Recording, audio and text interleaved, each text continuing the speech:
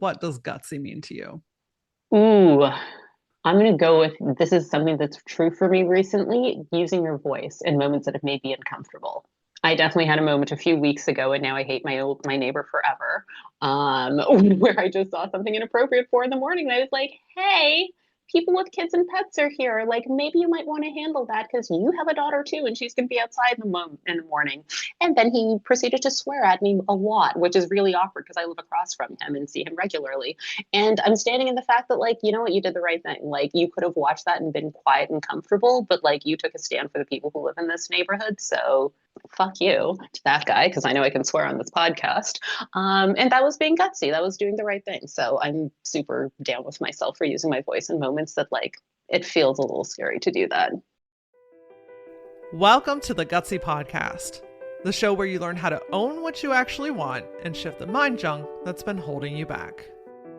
I'm Laura Ora, keynote speaker, coach, and your guide to help you get clarity, build confidence, and make the gutsy moves that change your life. Each week, I'm going to help you simplify things by teaching you how to get out of your head while stepping into action. This way you can achieve all those life shifts that you've been overthinking. Your desire, that drives you. But gutsy, that's what gets it done.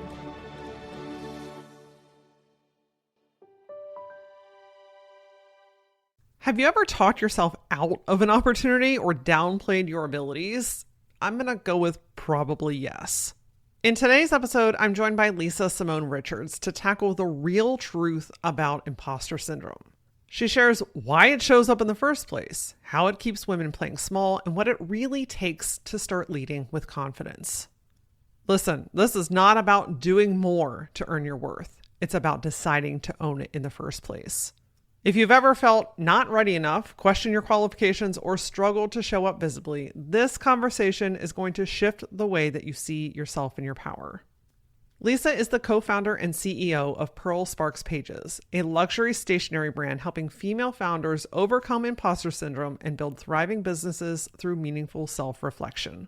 After 2 decades as a publicist for women-led startups, Lisa turned her own experience with self-doubt into a journaling framework that cultivates confidence, self-trust, and authenticity, all of which is the foundation of her company. Her mission is simple: empower women to embrace their full potential, one page at a time.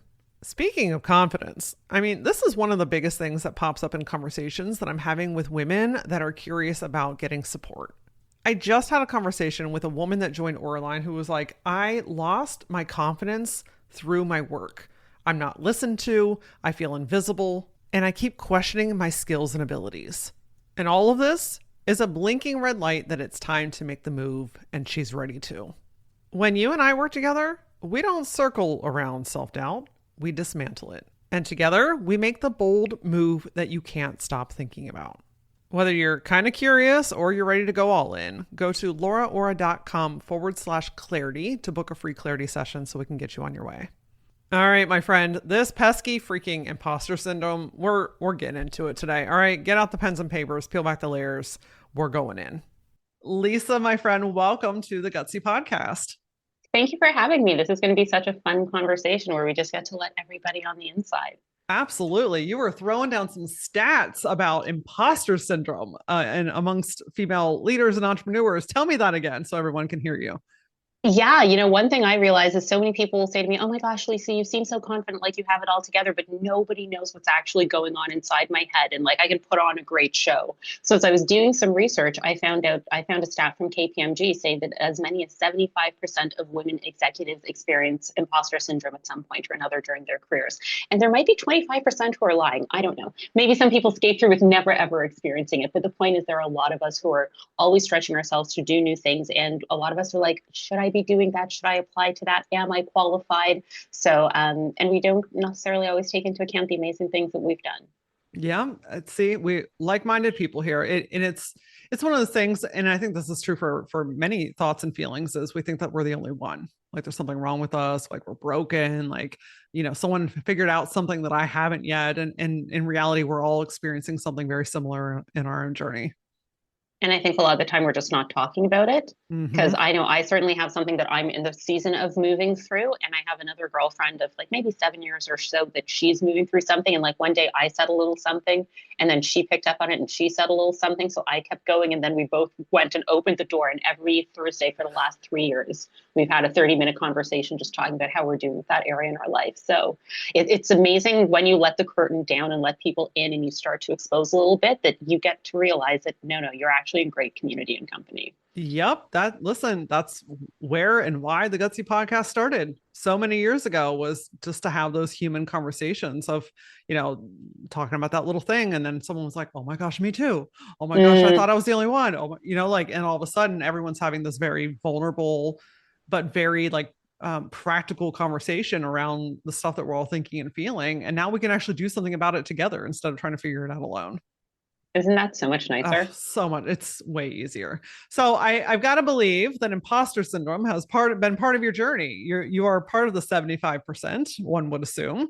So talk to Oh me a yeah. little bit about your background, your story. I know you've made some gutsy moves of your own.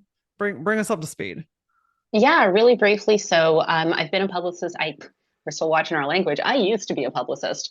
Ever There since I you was go. 18, starting university, I knew exactly what I wanted to do. So to take us back to around 2002, to date myself, this is when Sex and the City was really good, and it wasn't in Just Like That. No offense.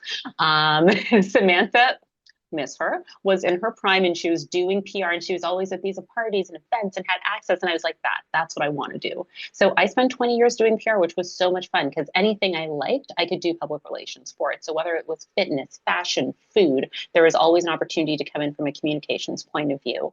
But after 2021, I realized, you know what, I'm not having as much fun anymore. I also quite transparently wasn't getting the same kind of client coverage that I was used to getting, and that was taking a hit on my confidence. It wasn't making my clients happy, that's for sure. And then I just had a moment in 2023 when I was on stage addressing a crowd of female founders talking about how to get visibility that it just hit me. I'm like, I can't do this for 20 more years. Like, this is the line in the sand moment. And I had to like decide to do something else. And then a whole new wave of imposter syndrome came up about like, what are we going to do next? I can believe that, because especially when you've put so much time, money, effort, energy, resources into one thing, gosh, it's so easy to be like, this is what I've always known. So this is what I have to continue to do. But there's such like a powerful shift when you're like, this isn't the thing anymore, but I'm going to do something about it. So what was that? What were the thoughts and feelings that were coming up when this shift started to happen for you? One of the fun things, and I don't want to say rock bottom because that's very aggressive. We were not that bad. But one of the things about hitting a low is that things can't get much worse from there a lot of the time. So I know I was, again, not having a lot of fun in PR, not getting the results that I was used to. And I had an idea in the back of my mind for a product business. And that's where I was just kind of like, why don't I try this? Like, what's the worst that can happen? Like, right now, it's not all that great anyway. So, like, I could just keep hanging out here or try something different. So, yeah, just knowing that it couldn't be much worse was probably what gave me the confidence to do it. If things were at a peak, if things were like even like if okay, I definitely wasn't at 100%. Maybe if I was like 50% satisfied and happiness, I could have kept going. But I was totally down around the 20% mark. I'm like, what am I going to do? Hit zero? So sometimes you get a little push and a force, and it makes moving through things so much easier and just pushing past it because you're like, well, can't be worse than that. I mean, that's a good perspective when you're just like, I'm already where I don't want to be. So I might as well do or try something else. And I think even when I think about like when I was learning like sales and coaching all a few years ago, getting into the online space, I remember one of the things I learned from a sales perspective is that people are more likely to, if they're not, they're less likely to pursue pleasure. They're more likely to be fear avoidant. Mm. And so I wasn't pursuing necessarily at that time the thing I was super excited about. I was avoiding the pain of staying where I was. So that's the honest truth about what pushed me into the next space. That's Maybe next see, time I can do it on a more positive effort, but that's where I was. well, honestly though, a lot of times those changes happen, or those tugs happen because we're not happy about something. We're not satisfied. I mean, I very rarely have met, and it's not impossible, but I've very rarely met anyone in this space anyway that's like, things are great, I just want to do something different.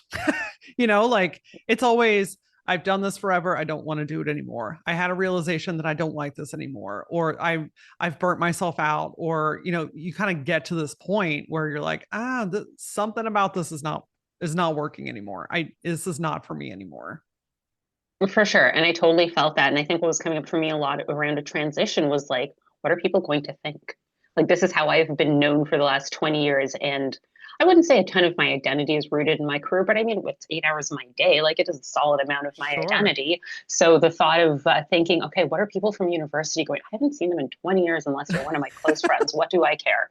Um, but like, what are people from university going to think? People from high school, people from grade school. Again, if we're not friends and we don't talk now, what do I care? But, it totally goes through the mind of what are people going to see on social? What are people going to say? And having to get past like whatever people's opinions are, they're going to have them regardless. And I can't let that be the thing that holds me back. Yep. True story. So you pivoted then into stationery.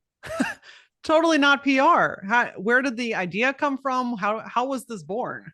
Yeah, this is kind of a funny story. So I can definitely take it back to a moment in September of 2024 when my husband and I were in a store called Indigo. So for the Americans, that's the equivalent of your Barnes and Nobles. It's Canada's national bookstore chain, Indigo slash chapters. And so I was looking for a guided journal, and I have been into diaries and planners and stationery and wall calendar ever since a child. Like 6 years old, I had my little diary with my two cats on it every September. I know you guys start in August, but when we would start school in September, you get a crisp new planner at the beginning of the year. So I've always loved that stuff.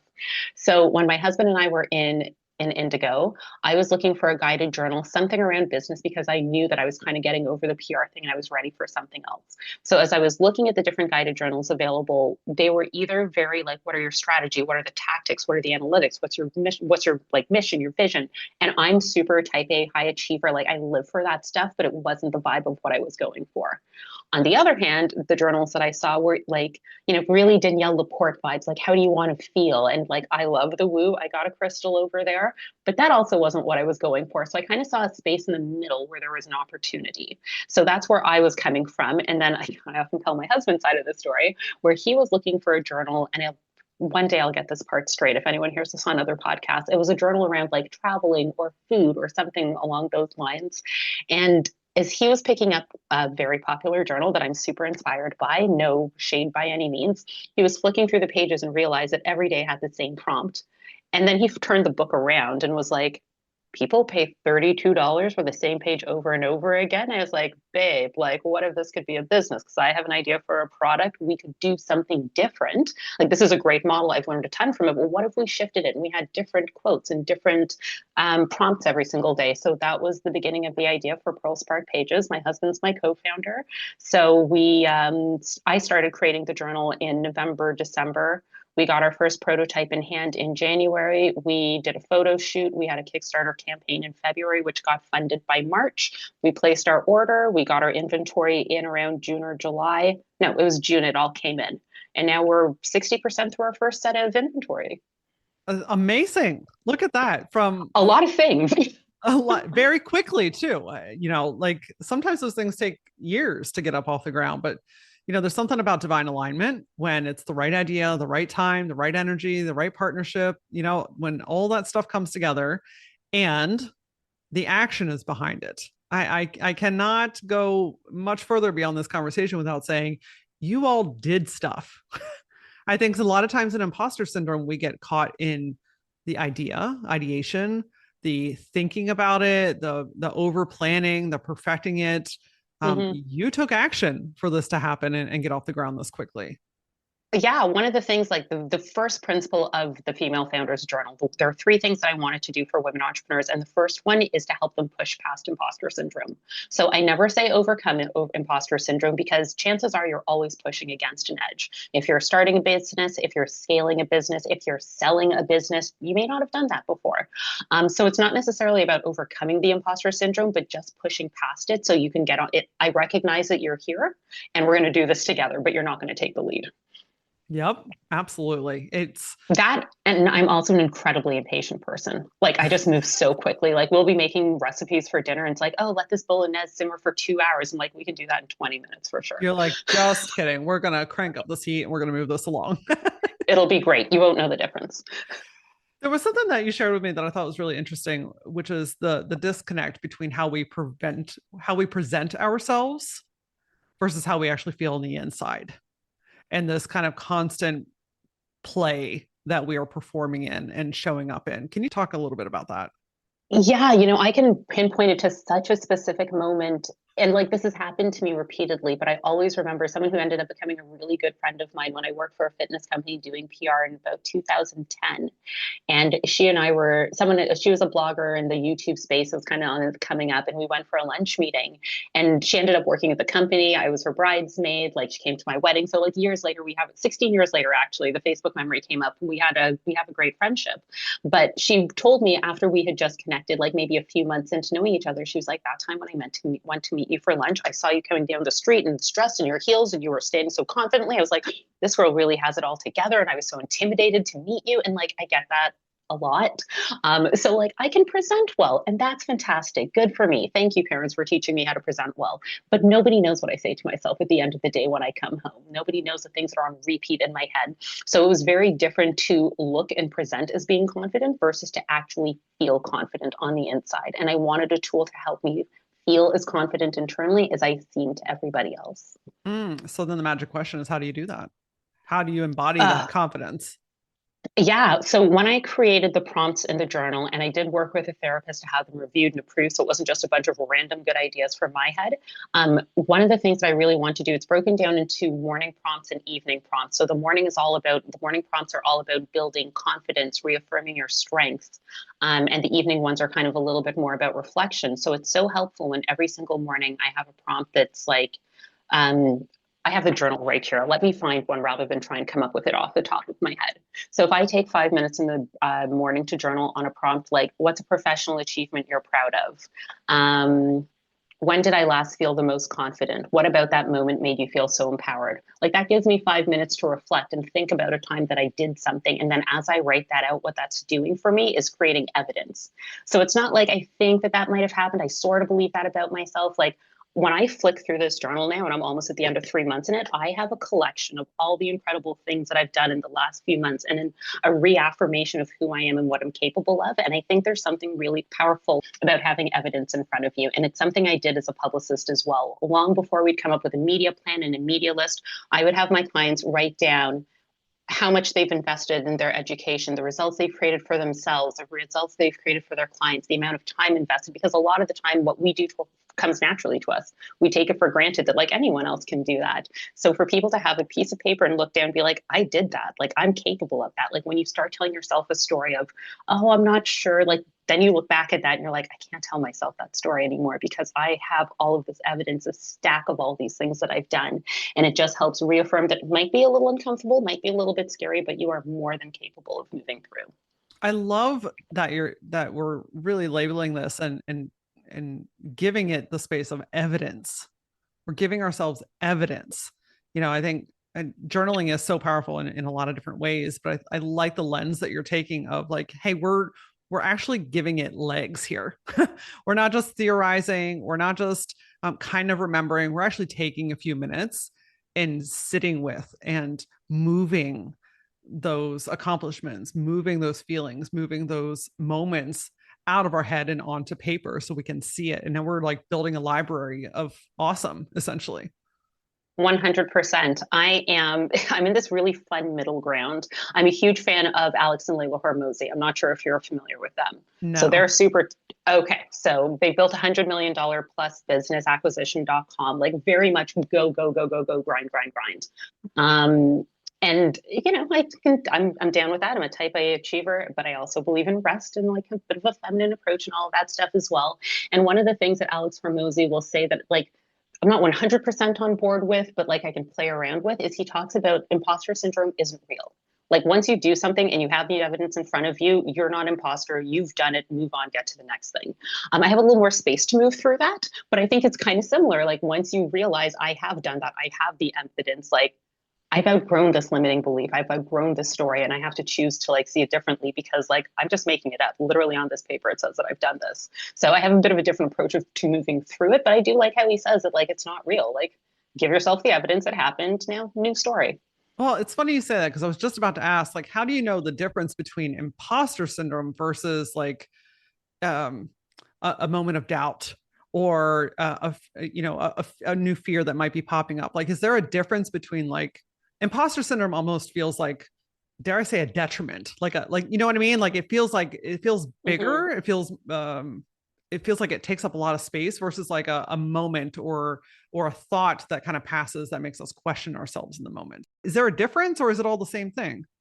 I would have to do a little more thought before I like went on the record and said this is how I feel about it. But I can completely see what you're saying because I had this moment a few weeks ago, and maybe through this conversation I'll decide what my opinion is on that. But I was applying for there's a program that I want to get into, totally sponsored for the applicants, and so I was about to send in my application to do it. And the program coordinator did say at the beginning, I know she saw my face on that call. She knows I want it. She's like, this is not for people who are brand new in early stages. This is more if you're like along XYZ path.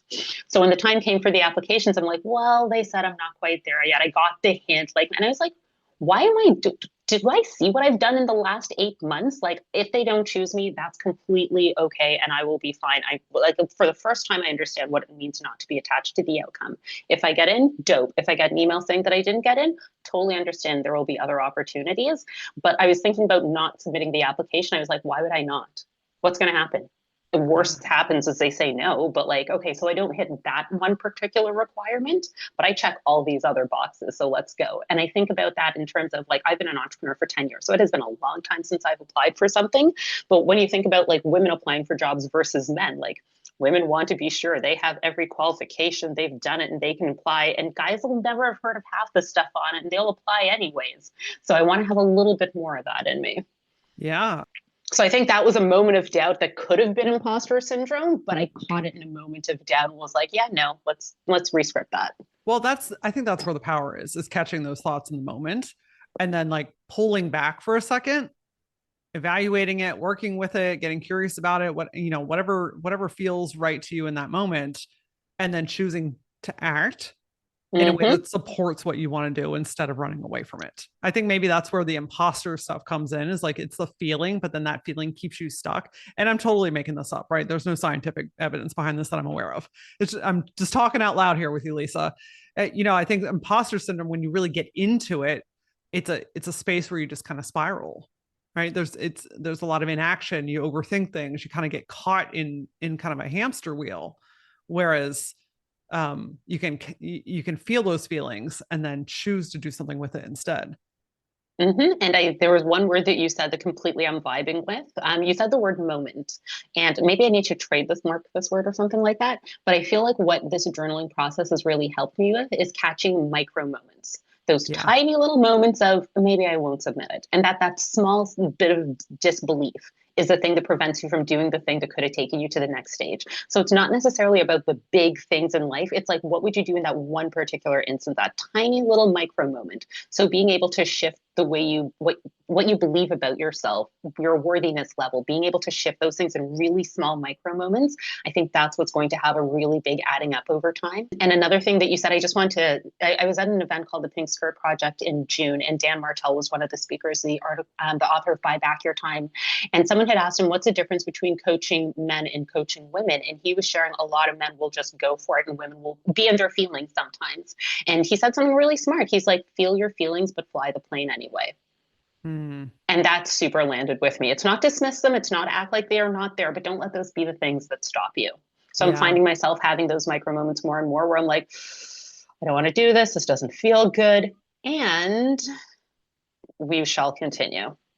Listen, those micro moments are, dare I say, more powerful than sometimes Mm-hmm. the big ones. I mean, they have their own time and space, right? But it's those micro moments that add up. It's what takes you to the left or to the right. It's what keeps you right where you are or moving forward. It's like we want everything to be this kind of big moment, and we're like, oh, this is really small. This can't have that much impact. But really, that's what's influencing pretty much everything every single day. The thing that comes up for me is thinking about that micro moment in Indigo with my husband in September. Like, how easy would it have been to dismiss, like, oh, that's just a silly idea, creating a journal, like, whatever, and then continue on with our shopping in the mall. But, like, I just had that moment of, like, what if I played around and experimented with this? And what if I just checked out that free Facebook training about how to create a journal? And what if I just started trying to write? Like, just having that one moment in the store of, like, this could be something I play with is the thing that has shifted the next year for me, essentially. Yes, yes, so powerful, and it adds up very quickly. And then stopping and looking back, looking at how far you've come, celebrating your wins, acknowledging the process is such an important part of this. We were chatting a little bit about 500 episodes just aired last week on the Gutsy podcast, and how I spent the whole week celebrating that. I was very Yes. loud and very proud about that, because that is a lot of time, that is a lot of content. And I did that. Like, I showed up, I did that. And while there were challenges along the way and I've taken some breaks, I kept going. And I think that sometimes we need to stop and really reflect on that. Is that part of your journal, like to stop and look It back? I love that you asked that. So the way that the journal is set up, it's kind of like, you've got longer pages for Saturday and Sunday because it's the weekend, you might have more time, but Monday through Friday is really the shorter prompts. And Monday through Friday, the last prompt every single day is, today I'm proud of myself for. So Mm. whether it's big or small, you have a moment to sit and recognize what you're proud of yourself for. And then at the end of every week, what are your top 3 wins of the week? What does this mean for you, and why did they matter? So you have an opportunity. I love going through my phone and my calls that I had that week. A lot of the time I'll end up with a list of 10 things. And I'm like, if I didn't take a second, I would have glossed over that because I'm thinking about next week. And then, so this is designed as a 90-day journal, 3 months essentially. And at the end of every 4 weeks, there's a set of reflection pages. So it says, go back through the last set of pages. Like, what have you learned about yourself? What limiting stories can you let go of? And then at the end of the entire journal, there's the reflect on the entire book and order your next one. But also go back to the entire book and see how you evolved in the last quarter. Are you still the same person? What's changed? What do you believe now? So it's a really nice opportunity. Like, I'm loving getting to the end of my third part of this book now, my last 30 days, and going back and being like, man, a few months ago, I was just dying to be able to speak on that stage or be in that subscription box. And I've done that now. Cool. I'm on the other side. I'm ready to get my spark back. Oh my gosh, I hear this so freaking often from women that are just fed up from dealing with shit, from settling for things that are no longer theirs, from just going through the motions of life and not really feeling connected to who they are and what their purpose is on this earth. They're over just going with the flow. They're ready to flip the fucking table over and do something about it. The women that I work with are ready to make their next move.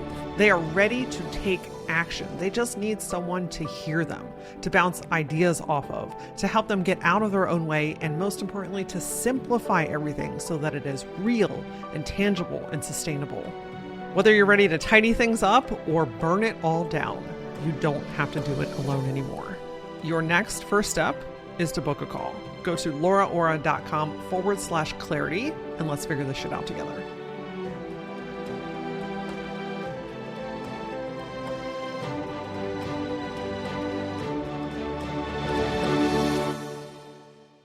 How have you found that impacts a person? Like, taking the journaling, first of all, but also acknowledging those wins. What kind of impact does that have on a person moving forward? It's interesting that you asked that because I'm right in the process of doing a course on becoming a certified journal therapy coach. And the module I was just going through was talking about positive psychology and talking about just how it shifts your self-belief and your self-talk. Like, self-talk is such a huge thing. Like, how many times are we telling ourselves negative things on a loop? And to just be able to catch that and have a pattern interrupt. So I'm absolutely seeing in little moments of my day where I might say, I am, or, well, no, you're not. Like, let's come back to that one. One of my big stories has always been, I'm terrible with numbers. I'm awful with money. I'm bad with math. And I'm going through this and I'm running through our profit and loss statement from July with my husband. I'm going through my analytics from data, and he's just like, no, you're really into numbers, and even you tell yourself you don't know what you're doing, but you're you have a spreadsheet for Amazon reviews. And I'm like, huh, interesting. I am very data driven. I am very into numbers. So this story I've told myself for 30 plus years, apparently isn't true, or I've shifted and I can rewrite that story now. Yep. And it again, it comes back to those micro moments of catching those thoughts, reworking them, choosing something differently, and then doing that over and over and over again. And that's why a tool like yours is so phenomenal, because it gives you that intentional space to work with it. I think a lot of people are like, oh, I'm going to do that. And then the world is wide open. There's no tool, there's no system, there's no how am I going to actually tangibly do this? But when you have an actual intentional space for it, it helps you to work through it and be able to catch those things a lot easier. Absolutely. When I think about the last 2 years, I have my vision board on the other side of this camera. So if you see me looking on the other side, that's why. And I get a new one every year. It's on phone, desktop, mobile. And last year, 2024, I was focused on glow up. Fair. I moved to the suburbs. I started wearing pajamas a lot and not wearing makeup. We were like, we got to get back to like how we were downtown, Lisa, pick it up.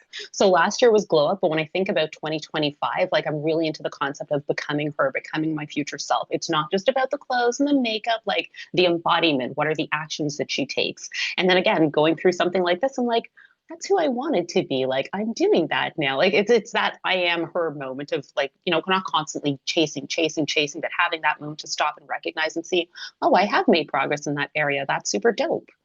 Yeah. And that it just feeds. That's how you want to talk about building confidence. It's one of the ways to do it by acknowledging And what you're doing, how far you've come, what you've achieved, whether it's big or small. One of the things you said you like to do is start your day by bragging about yourself to yourself. What does that sound like? so I always have to grab the journal for this because there are so many acronyms that I do not remember them all. So I will totally acknowledge that. But when I created the journal, I created two different frameworks for the morning prompts and the evening works that I went through with the therapist.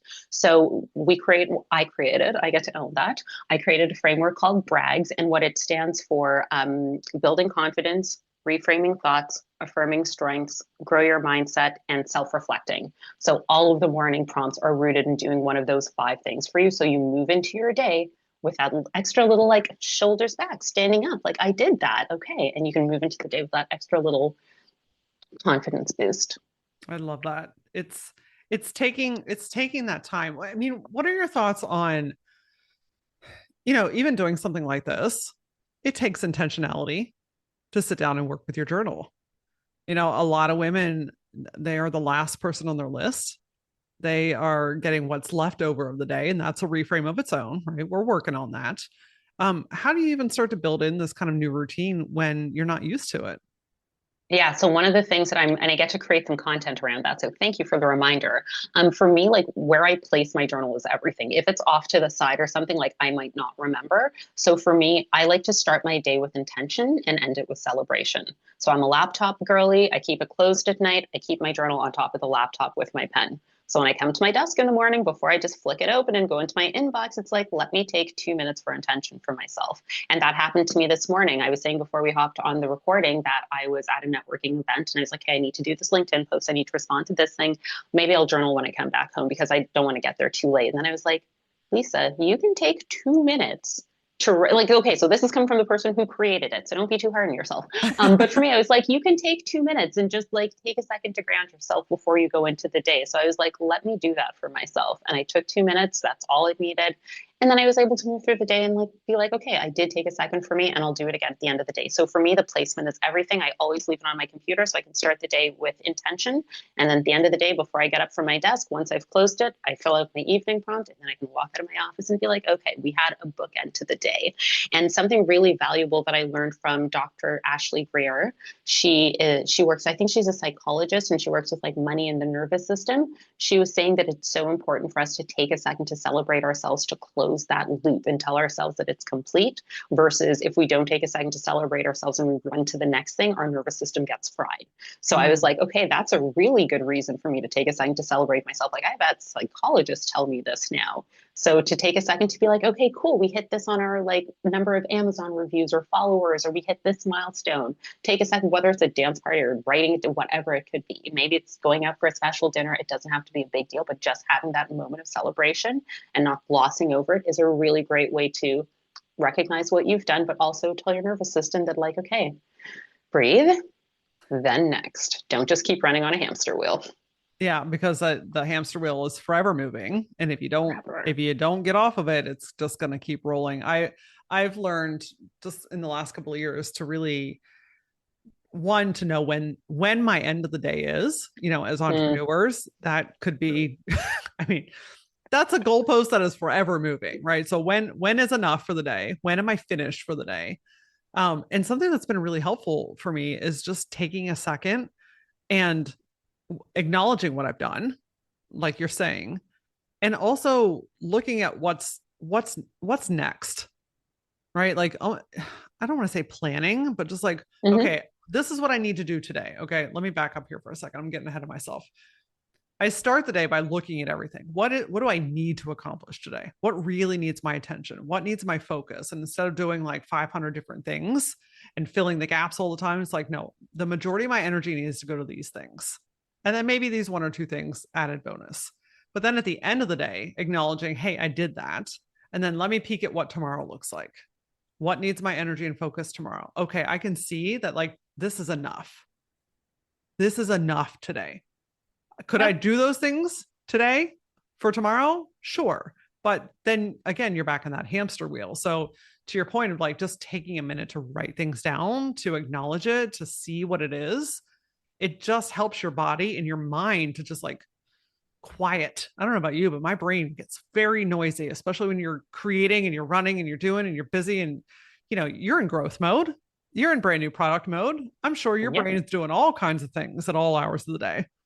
Oh my gosh, okay, so fun fact about me, I take a nap every single day, probably around 3 o'clock. I clock out for an hour and then I get back at it. An hour and a half if you ask my husband. And I will be like, he is in a 9 to 5 job. So he's at his desk from 9 to 5. I'll be passing out, taking a nap, and then I'll be like, hey babe, I had this idea. And he's like, aren't you sleeping? I'm like, I know, but it doesn't shut up. My brain's always moving. Actually, I was kind of embarrassed this morning. I woke up before my husband. And so I'm doing this course right now. And I just started doing the course. And then he woke up and saw me on my phone. I almost was like, I wish I was on Instagram right now. Like that would look better than I'm studying at 6:45 in the morning. There's something kind of fun about that though, when you're really in it, like, Yeah, you're I having don't know, fun. you're having fun, you're hungry for it. I think there's a difference between hustle just to do things versus like you're in the hustle because you're in that hunger mode. For sure. And also, you know what? I want to say this and it lost my mind. It came back. Like, I'm very similar to you. Like, my day starts with a brain dump. Like, I just every single day, Monday brain dump, Tuesday brain dump, anything that carried over from the day before and everything that needs to be done. And I'm going to be creating a product for this. So stay tuned. But yeah, I start with a brain dump and then I have to go into, okay, what are my big top three? Like, what are the needle movers for the day? And I have an accountability partner that we will send each other a message before 10 a.m. Like, here's for her, it's her number one thing for the day. For me, it's my number three. And then we touch base at the end of the day. This is what worked. This is what didn't. Did I hit my goal or not? Here's what I'm tweaking tomorrow. And any other, like you said, like three big things. And if there's like one or two bonus things, cool. But if I don't hit them, like we will be okay. We're going to be okay. Everything's good. Something I've heard you mention quite a few times, which I think is powerful and I want to talk about is you seem to have a lot of community. Which You is the funniest thing to hear someone say because I am only child, lone wolf, hate group projects. Everybody else go away and I will get it's an A+. Don't worry about it. And yes, that's completely true. In the last 2 years, I have become the most community oriented person. So like no one's more surprised than I am. Yeah. I love it. Well, I mean, that sounds like it came from intention too. Like what did you start to seek people out? What was that community building like? Yeah, and I'm happy to share like exactly how it went down. It was the best decision I made in 2024. So in January, an ad came up for me from a community called Entreprenista of female founders, and they were having an info session. I was like, let me check out the info session. Sure. By the end of the info session, I dropped my credit card number to join this community because I've been in masterminds and groups with coaches where you kind of have like the leader at the front of the room and everyone else like following. I've done that. I just want to hang out with people now. I don't want to be preached at. So I went to the info session. That was great. I met some cool people and like the story down the line from there. I would not have made this transition as quickly if I wasn't a member of that community. At least 25 women who are all acknowledged in the back of the book. Like they got on calls with me for 30 minutes to be like, okay, here's what you need to know about pricing. Look for this. Here's a connection I can refer you with. So all of these women saved me time, learning tax, saved me money. That would have cost me tens of thousands in consulting. So I know last year I went super deep in connecting with the Entreprenista community. And since then, I've joined probably at least 5 or 6 other ones. Some are in the States, some are in Canada.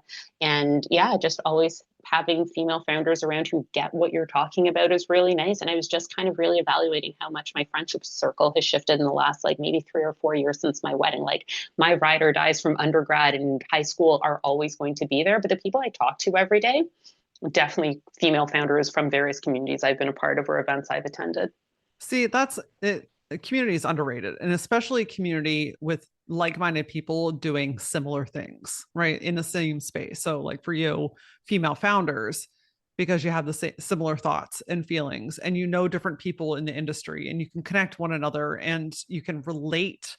I think that's so important because a lot of people will have like good people in their world, Hmm. but they're not doing the business, right? And so they just don't know how to have that conversation with you. They don't know how to bounce ideas back and forth, or to go deep on some of the challenges, or oh, what about this, right? Because Hmm. entrepreneurial brain is just wired differently. I'm convinced. I'm sure there's science on that somewhere. And so having that right community to help support that and nurture it, and to your point, I mean, it speeds things up. It saves you time, it saves you energy, but also you just feel heard. Absolutely. And it's something that's been interesting, and I don't mean for this to come off as crass as it sounds. I joined community to meet other like minded women, to connect. Of course, we're all doing business, but fun story, when we were doing the Kickstarter campaign in February, we were looking at getting meta ads running.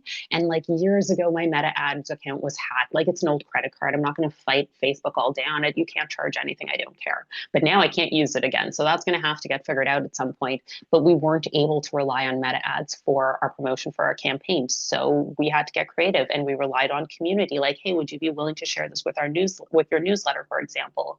And we have pivoted our entire marketing strategy to community now. Like when I look at the stats behind the Kickstarter campaign, 40% of our funds came from people that I know in community. Wow. Yeah, so you can't argue with that evidence. Yeah. These are the people who are invested in you, that care about you, that have some skin in the game with if you're going to if your project succeeds. So community is literally the strategic plan. Also, because I love enjoying and meeting, connecting with people, my vision for 2026 is Lisa goes to whatever event she wants to go to in the States, Canada. Like, I want to be at all of the female founder conferences. And I love it. My husband's like, I mean, I look at the numbers and see where our money's coming from, and I can't tell you no. So he's a CFO, by the way, just for people who are like, why is your husband dictating that stuff? That's fine. But yeah, like community has been the backbone. That's the long and short of what I'm saying. Yeah, well, and I think half of that is we have to break the routines that we've built post COVID. I mean, it's real comfy hanging out at home with pants that don't have buttons, and My favorite. all the right things are here, and your snacks are here, and your drinks are here, and animals are here, and all that kind of good stuff. And I think it's just getting out of the comfort that we have gotten really used to. I mean, that, from my perspective anyway, it's like I have to really want to do this, and I have to right now, I Mm-hmm. kind of have to make myself. I remember I had a friend. I'm a neat freak, so like I make my bed every single morning. I vacuum 2 floors of the house daily because I got 2 cats. Like I feel good in cleanliness. And I remember one day one of my good buddies, he was like, "Hey Lisa, you're not making money by vacuuming the floor." And I'm like, "You are correct. It's nice, but like that isn't necessarily where I'm safe, I'm comfortable, I'm in my happy place. But is it the thing I need to be doing? Like sometimes, yes, but not as much as I might." Somebody needed to hear that today. And after this, I'm going to go vacuum downstairs. So I didn't do it this morning, but that's not the point. Hey, but that's not the point. It's all about the balance here, my friend. Um, last question here. Have you talked to any of the female founders that have been using your journal since purchasing, and what has come about for them? What is different in their lives or in their business because of it? This is so wild. So one of my goals right now is to collect 100 reviews on Amazon, because for random people who are landing on the page, that's a trust signal for them. So I'm very much like, can you leave us a review? Can you leave us a review? And one day I was in the car with my mom, and I gave her my phone with the Amazon page, and she's going through, I think we're around 40 right now. So we're getting to the goal. And she was like, do you know all these people? Like, this is really nice. Like, did they? So it's been really fun reading people's reviews. One person who organized the event I was at this morning, her review is like 3 paragraphs. So the positive things that I'm hearing from female founders, I think the one that I hear the most is that at the top of your Monday to Friday pages, like I'm all about repetition. So every day it begins with my vision is. So that's something that's been really interesting to hear from founders, that they're taking a moment intentionally every day to be like, what am I building? Why am I building it? And just writing it, repeating it. To hear how people use it is very interesting. Like for me, I change my vision as every single month. Like I'm just 4 weeks, I'm focused on this next four. And so it's interesting to hear other people who do it differently. What else have I loved hearing from people in terms of their reviews? I think just some of the little things like the shift in positive self talk, the shift in self belief, and then being able to take action, catching those micro moments, just like we were saying earlier. And then, of course, I absolutely love when I see the reviews saying it feels so nice. It's beautiful. It's like the pink linen with the gold foil. Like, I just love to look at it. Me too. But I also love that it's making a difference for people. So reading the reviews is actually one of my favorite things to do. Amazing. I mean, it's sitting in, how do I want to say this? It's sitting in the result of your creation. It's actually hearing people, the intent that you put in it is being received and amplified in ways that you couldn't even expect. I mean, it's just a beautiful thing. I mean, that's looking back at your accomplishments in its own. I mean, that's a Yeah. whole activity of its own.